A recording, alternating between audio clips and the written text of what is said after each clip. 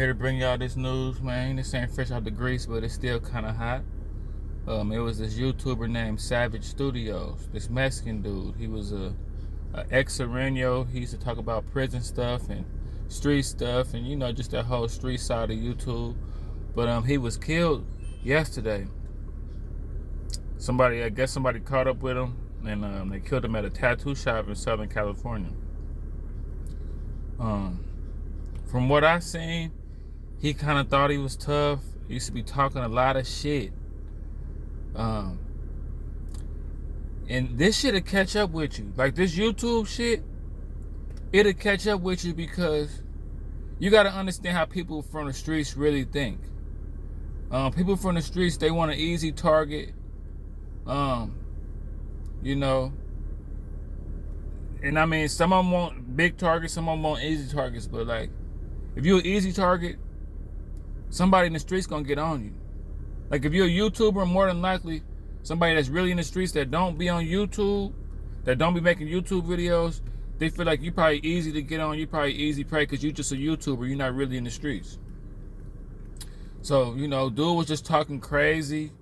I mean, dude, I seen some, I did my research. I'll admit I wasn't up on him, but I do my due diligence and I do my research and I figure out about these people. It kept popping across my timeline on YouTube. So I went and checked them out, and I did a bunch of studying. I did a bunch of binge watching his videos. He used to talk a lot of shit over the internet. Talk hella crazy, calling niggas bitches, dropping his location, all that crazy shit that you see people do on YouTube. And that shit caught up with him. This YouTube shit can get real. It really can. Like I told y'all, I had Killer Stone baby mama get in my comments and say that I was making terroristic threats towards her.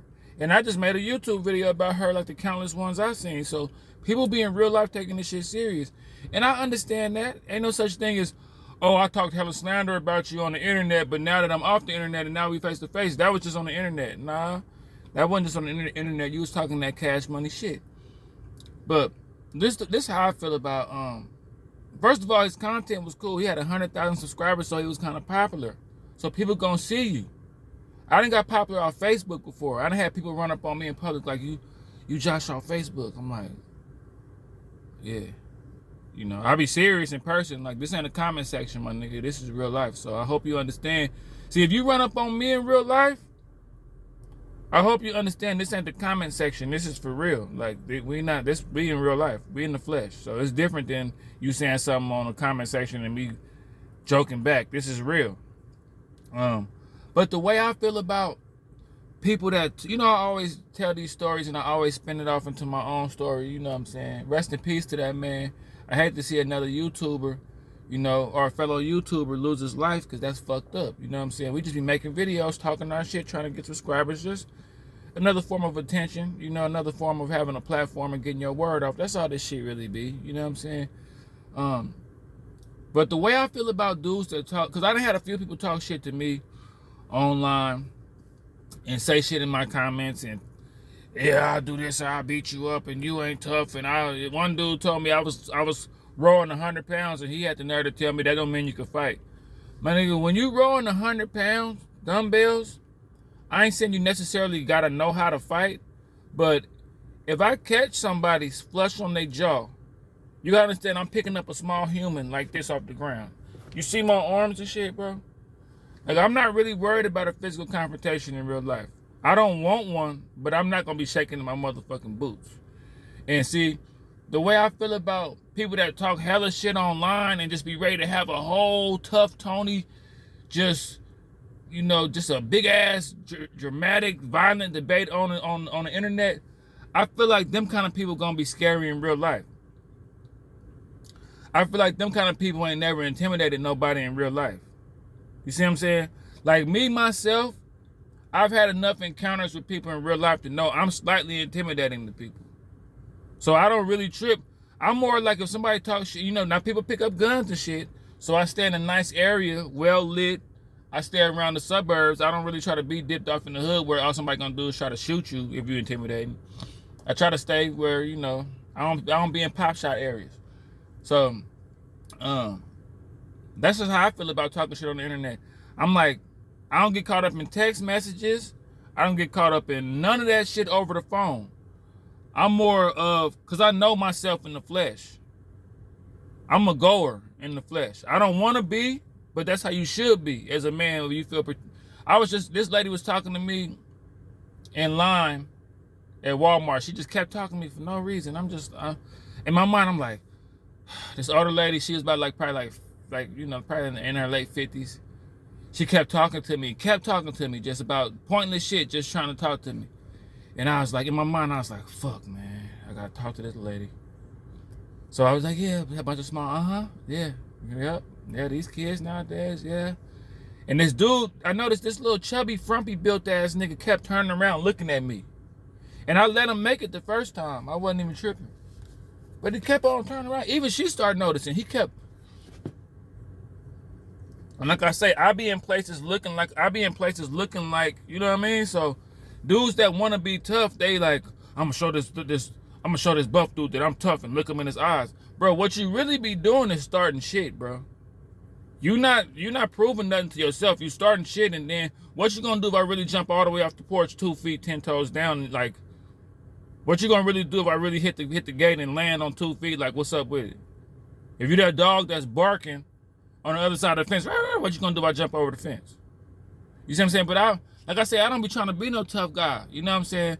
I've had to always defend myself my whole life. My whole life, I didn't have to be ready to, because I got a gift of gab. I got a little charisma. I ain't too bad on the eyes. Some dudes see that shit and just, I can't take it. I'm ready to beat the, little kids walk up to other little kids and hit them upside the head with a Lego bucket or something because they don't like them. Not no grown-ups. Grown-ups not supposed to do that. But if your grown ass want to get jumped on for nothing, that's up to you.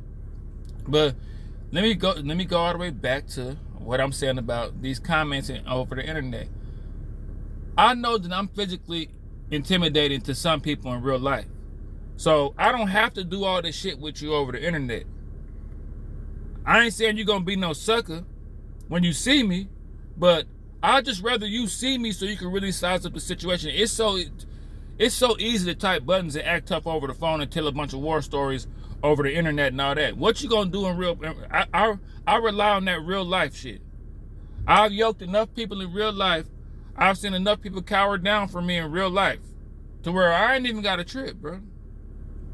Oh, anyway, let me get back to the story I was telling about the dude that kept looking back. So the ladies kept talking to me, and I noticed the dude kept looking at me. So as soon as he looked at me I told myself, I said, okay, if this dude turning around, and I mean, he was turning completely around, just looking straight at me like this, like letting it be known. So last time he looked at me, I said, what? Like I looked at him, I said, what? Like not even starting no shit, but like, bro, what do you want? You keep looking at me, what? And he gonna turn around and put his stuff down and kind of psych himself up. See, you gotta know the art of intimidation and bullying. If you gotta do all that shit, bro, you're not ready for this. You gotta psych yourself up to get ready for what you done started. Anytime you start shit with somebody, and then that person react back to you, and you gotta hit yourself over the head with a bottle and do all this shit to get yourself riled up, bro. You already lost. To me, you already lost, man. You don't hurt yourself with that damn bottle.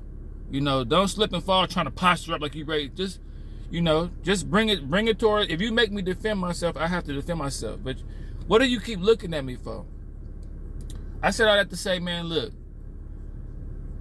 all this tough Tony shit over the internet, don't even trip off that, man. What you gonna do in real life? I'm more prepared for real life.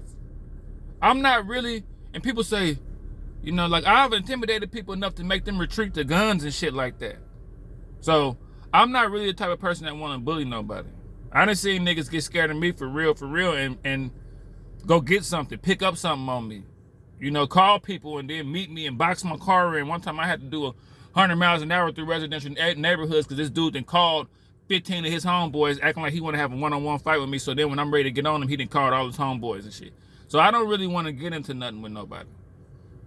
But yeah, all this talking rah-rah over the internet, it just ain't worth it, bro. I don't care.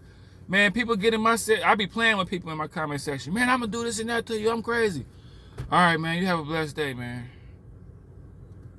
I'm not even tripping over the internet, bro. I done had enough interactions in real life to know what I'm ready to prepare to do, man. But the dude, Savage Studios, it's some people out there that's not playing. They're like a kid in timeout. They are not playing. They like Ben Simmons last year. They like Kyrie Irving that didn't want to take the COVID shot. Like, some people not playing. And they picking it. And I see, don't get me wrong, I know that too. I know some dudes that's just sitting there with all kind of reinforcement, all kind of hitters and all kind of gang members and all kind of shit that'll start shit with a regular civilian that think he tough just so he can go get all his homeboys to kill him or do something to him. I know about them people too. But yeah, this internet shit will catch up with you. And another thing too, what you put out there, it comes back to you. So if you out there acting like you tough, thinking you tough, especially if you out here trying to bully people and starting shit with people, somebody gonna bring you your hat. And it might not even be nobody. You might be a gangster with tattoos all in your face and get beat up by a dad somewhere that's just trying to mind his own business. You know, the worst kind of person to fuck with is a dude that got a real family in real life that's a square that got to get back to his family. So them the worst people to fuck with. But yeah, rest in peace, Savage Studios. This internet shit ain't worth it, man. All this rah-rah, I done been through enough beefs and been through enough shit with people to where I don't even want to, I'm too old for all that shit. I'm not on no Charleston White shit where I'll call the police, but I don't want no smoke. But I'm fully prepared though. You know what I'm saying?